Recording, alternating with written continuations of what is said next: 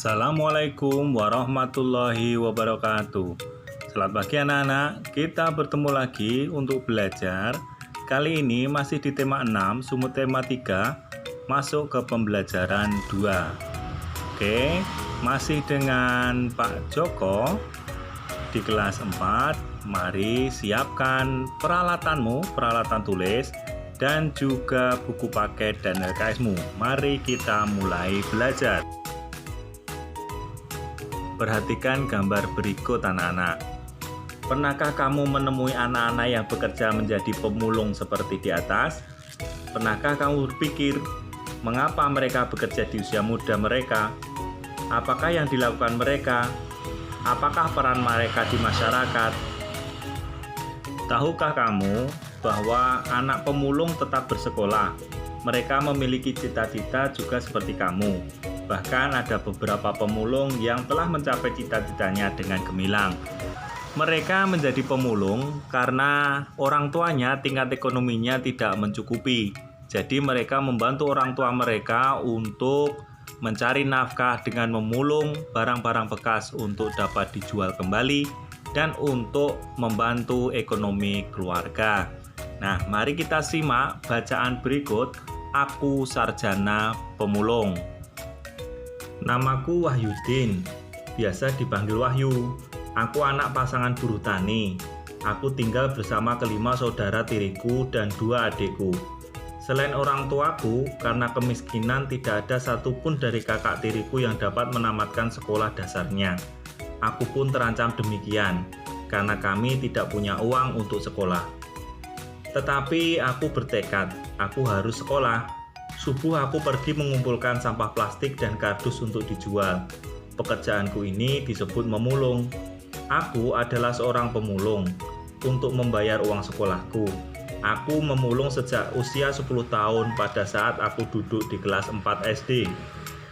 Untuk menamatkan sekolah dasar, aku perlu tambahan biaya. Selain memulung, aku pun mengembalakan kambing tetangga. Sewaktu SMP, aku juga berjualan gorengan. Apapun kulakukan agar aku dapat sekolah. Pada saat SMA, aku menjalani 7 profesi sekaligus agar aku tetap sekolah. Tetapi meski demikian, aku selalu dapat menjadi juara di sekolahku. Pada tahun 2013, aku telah menyelesaikan kuliahku di Jakarta dengan tetap menjadi pemulung. Lalu aku mendapatkan beasiswa untuk melanjutkan kuliah kembali di INTB, Institut Teknologi Bandung, yang kini hampir selesai. Aku bangga telah mencapai cita-citaku untuk terus sekolah, meskipun dengan perjuangan yang panjang dan berat. Nah, kamu baca anak-anak, bacaan itu sungguh menginspirasi. Untuk dapat sekolah dan meraih cita-cita, Wahyudin atau yang dipanggil Wahyu ini bekerja keras sebagai pemulung untuk bisa melanjutkan sekolah. Bahkan dia sampai lulus kuliah dengan masih memulung. Ini merupakan sikap yang luar biasa dengan bekerja keras, pantang menyerah, dan selalu terus berusaha untuk mewujudkan cita-cita merupakan sikap yang luar biasa yang dimiliki oleh Wahyudin. Nah, ini juga perlu kamu tiru. Nah, sekarang seperti yang sudah kamu pernah kerjakan, lengkapilah diagram berikut berdasarkan bacaan mengenai aku sarjana pemulung. Nah, anak-anak, ayo sekarang kita berkreasi. Banyak usaha telah dilakukan untuk memanfaatkan barang bekas atau tidak terpakai di lingkungan sekitar. Salah satunya adalah dengan mendaur ulang barang-barang bekas pakai yang berasal dari rumah untuk membuat karya seni rupa.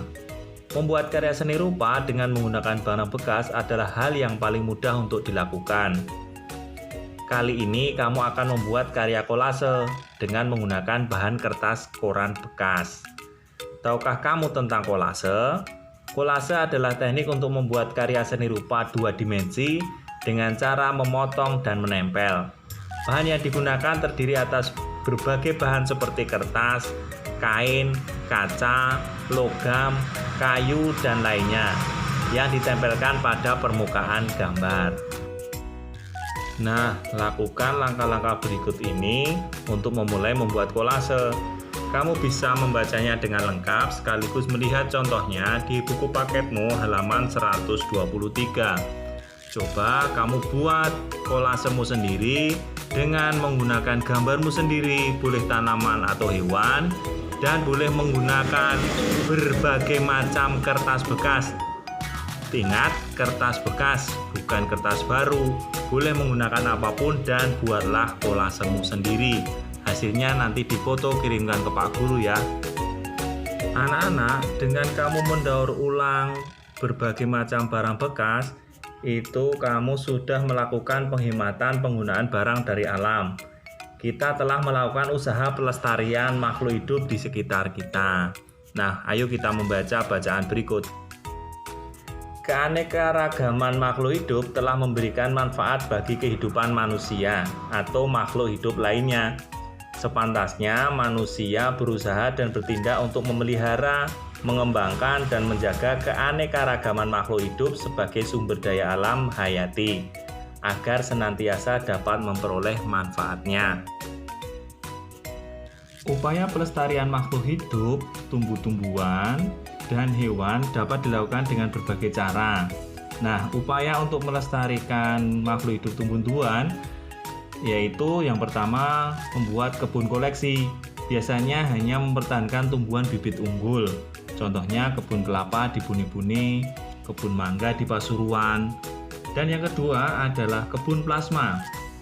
Kebun plasma nutfah merupakan perkembangan kebun koleksi. Contohnya kebun plasma nutfah di Cibinong, LIPI dengan buah-buahan inti, talas, dan suwak.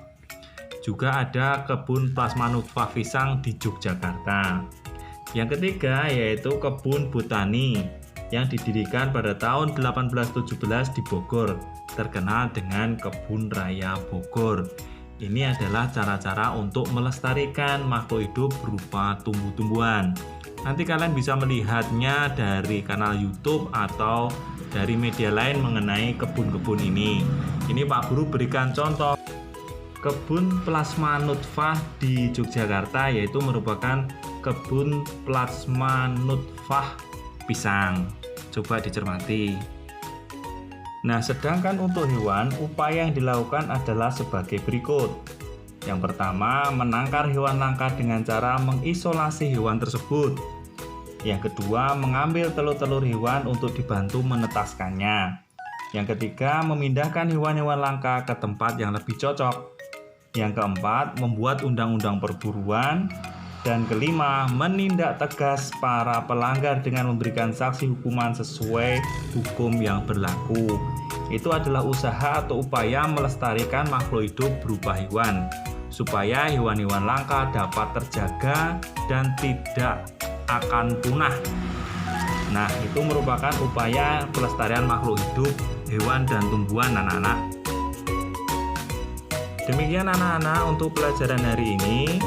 Banyak-banyaklah membaca buku paket, diulang, dan mengerjakan LKS untuk latihannya, serta selalu jaga kesehatan dan patuhi pada bimbingan orang tua.